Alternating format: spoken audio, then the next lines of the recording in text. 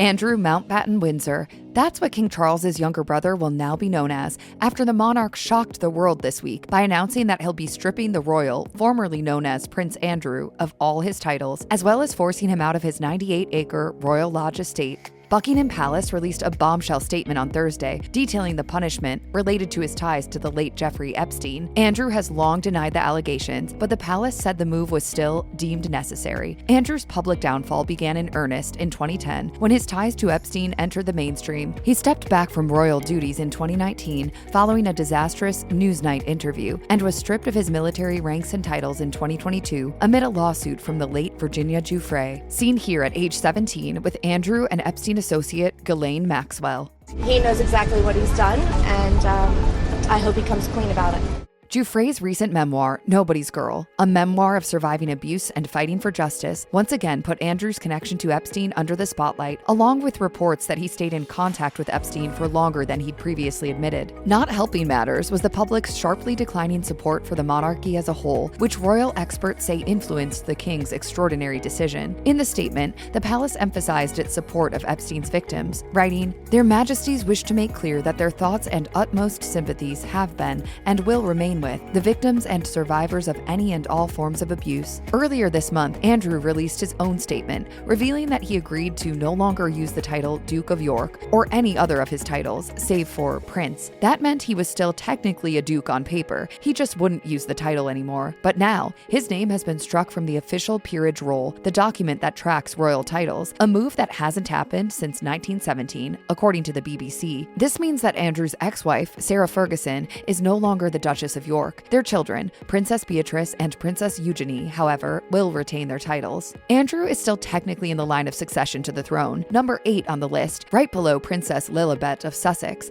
but that could change. Edward VIII lost his place in line in 1936 when he abdicated the throne to be with Wallis Simpson, a divorced American, a scandal at the time, and the last time the royal family saw one of its senior members downgraded. Along with the downgrade comes exile for Andrew. He will be moving about 100 miles from his rent-free 30-room mansion at Royal Lodge, his home for more than 2 decades, to a more modest residence on the grounds of Sandringham, which is privately owned by the king. If that name sounds familiar, it's because Sandringham is where the royal family spends Christmas, though Andrew has reportedly been disinvited from the yearly festivities. The BBC reports that he may not be living on the property yet for this year's gathering, as the process will take some time. As the Daily Beast notes, the 20,000 acres of Sandringham are also where Andrew once hosted Jeffrey Epstein and Ghislaine Maxwell for a shooting party in 2000, just months before he was photographed with Virginia Giuffre. Now, he'll soon be living there in disgrace, without his royal titles, 3 hours away from London, as the rest of the royals come together each year for holiday festivities he will no longer be a part of. Now that the palace has taken the extraordinary move of stripping Andrew of his titles, here's a look back at some of the stranger headlines the former prince made over the years. If his involvement with Jeffrey Epstein didn't make it clear enough, Prince Andrew allegedly loved fraternizing with women. When his involvement with Epstein started making news, it didn't come as a surprise to many who had worked at Buckingham Palace. We used to have the joke that he should have a revolving door in his bedroom. The amount of women that are going in and out there. It was just literally every other day. In the Peacock documentary, Prince Andrew, Banished, journalist Helen Kerwin-Taylor supported Page's claims, saying the prince, quote, couldn't keep his trousers closed, and royal author Phil Dampier said that sex was the prince's weakness. In one of her statements, Virginia Giuffre recalled being at a nightclub with Prince Andrew, saying they were dancing and that he was, quote, profusely sweating. When asked about this during his BBC Newsnight interview, Andrew apparently had a case of forgetfulness, claiming that he had no recollection of Virginia and being at the nightclub with her. He also chose a very peculiar hill to die on when he raised an issue with the claim that he was sweating. I have a peculiar medical condition, which is that I don't sweat. Or I didn't sweat at the time. If you found yourself laughing at that defense, it's because it's preposterous. Now, it's true that there is a medical condition that causes a person to not be able to sweat, but James Hamblin, MD, wrote in an article for The Atlantic that Andrew's claim of a temporary affliction was essentially nonsense, writing, "Anhidrosis is not consistent with the account Prince Andrew gave during the interview. Anhidrosis is rarely temporary. A temporary inability to sweat would defy medical precedent." And alas, a chance to make medical history was further thwarted when Andrew and his lawyers refused to provide proof of his diagnosis, claiming that requesting the records was a form of harassment and that the documentation was confidential.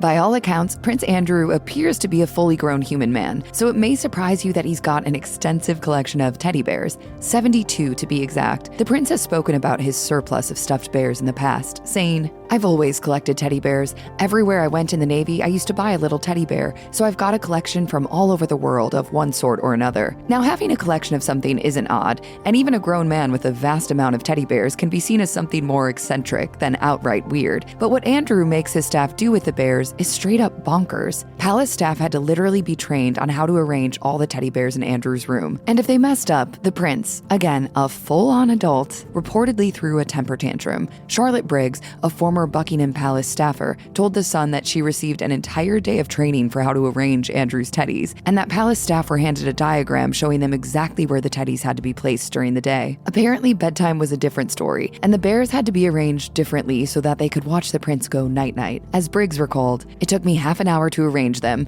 most bizarre thing to be paid for. They each had a set place. His two favorite bears sat on two thrones either side of the bed. The others would sit at the foot of the bed on the floor." As bizarre as it sounds, this wasn't something that the public had to just trust Briggs on. Paul Page, who served in the Royal Protection Command, told The Sun he once caught a glimpse of Andrew's room filled with a myriad of teddy bears. No word on whether or not he noticed any signs asking for a rescue. Basically, if those teddy bears aren't put back in that order, Prince Andrew will shout and scream at the maids.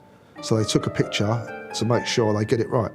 For a man who has as many teddy bears as he does, Prince Andrew allegedly has a bit of a mean streak, and it dates back to his childhood. According to some royal biographers, Prince Andrew and Prince Edward did not have the most loving brotherly relationship as kids, with the former consistently being, as the royals might say, a huge jerk to his younger brother. In the book Royal Children, Ingrid Seward recounted their relationship, writing, "Andrew bullied everybody and would constantly swipe his younger brother. If he saw Edward going for a particular cake, Andrew would try and grab it first." Another royal biographer, Nigel Cawthorne, corroborated Seward's account in an excerpt for the Daily Mail, writing, "From the beginning, palace staff found him a handful. His nanny, Mabel Anderson, called him Baby Grumbling because of his temper tantrums and obstinacy. When he was unleashed upon his prep school classmates, Andrew made sure to give them the same treatment he gave his brother, and by the time he left the school, Cawthorne says staff were glad to be rid of him. The royals, they can be jerks just like us." Want to hear a quick joke? Prince Andrew outgrew his childhood penchant for bullying others, went on to treat everyone he met with respect, and everyone thought he was super cool. That's funny because it's not true at all. Palace staff who have dared to speak up to reporters sketch a pretty horrific picture of what they've had to endure from the prince. In his book, Gilded Youth, Tom Quinn recounts the stories some staff members have relayed to him, with one staffer confiding, "Andrew was always curt to the staff and dismissive of them. He treated them as if we were living in the Middle Ages." As Andrew's public popularity dwindled in 2022, former Royal Protection Officer Paul Page spoke up about what he'd witnessed while working at the palace. You know, aside from the prince's creepy obsession with teddy bear placement. As Page told the Mirror, there are instances and evidence of Prince Andrew being overbearing and verbally abusive. Another staffer who was brave enough to speak up said the prince was consistently rude to palace aides, exhibiting childish behavior such as, quote, throwing things on the ground and demanding they pick them up. There are stories even more reprehensible than these that have made the rounds. In another book by Tom Quinn, Yes Ma'am, The Secret Life of Royal Servants, former palace employees revealed how Andrew fired a staff member because he had a mole on his face, and another staffer got cut because he made the mistake of choosing a nylon tie for his attire that day.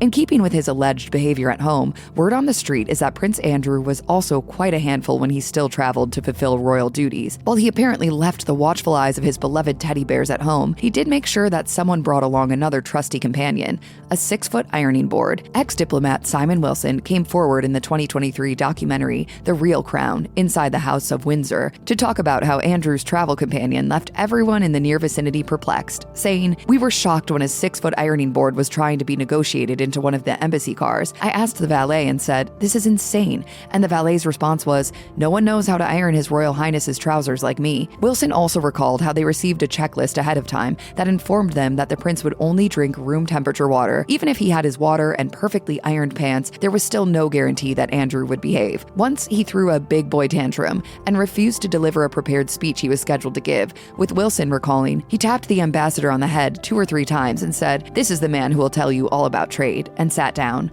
In news that should be shocking to absolutely no one, royal experts have made the bold claim that after his public downfall, Prince Andrew will never get to be king. The disgraced royal is somehow still 8th in line to the throne, but it's apparently not close enough to his liking. In his book, Yes Ma'am, Tom Quinn questioned palace staff about Andrew, and one of them told the royal author, a bit like his Aunt Margaret, Andrew always behaved as if he was frustrated about not being the firstborn and therefore destined to become king. This frustration made him a bit of a bully in private, I think. In another of Quinn's books, titled Gilded Youth, a palace staffer claimed Andrew resented his older brother Charles for his place in the line of succession, with the aide confiding, I really think he looked down on Charles, and, as with so many younger royal princes, thought he would make a much better king than his eldest brother. It could be argued that even without the sexual allegations against him, Andrew's behavior has proved that he would in fact be a terrible king, no matter what his teddy bears may whisper to him at night. If you or anyone you know has been a victim of sexual assault, help is available. Visit the Rape, Abuse, and Incest National Network website or contact RAIN's National Helpline at 1-800-656-HOPE 4673.